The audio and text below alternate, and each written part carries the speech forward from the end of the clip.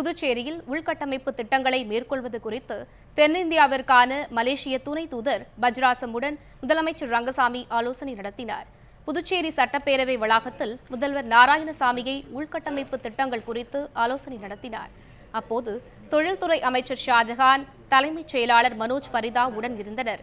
பின்னர் செய்தியாளர்களிடம் பேசிய நாராயணசாமி, புதுச்சேரியில் எந்த துறையில் எவ்வளவு முதலீடு செய்ய முடியும் என்பதை ஆராய மலேசிய அரசு நிபுணர் குழு விரைவில் வர உள்ளதாக தெரிவித்தார்.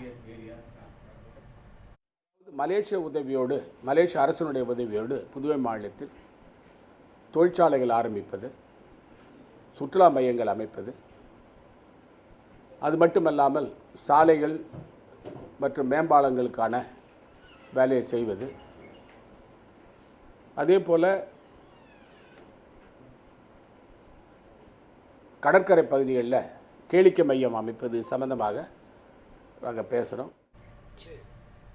இதற்கிடையே கடந்த 4 ஆண்டுகளாக மூடப்பட்டிருக்கும் AFD மில்லை தொழில்துறை அமைச்சர் ஷாஜகான் பார்வையிட்டார்.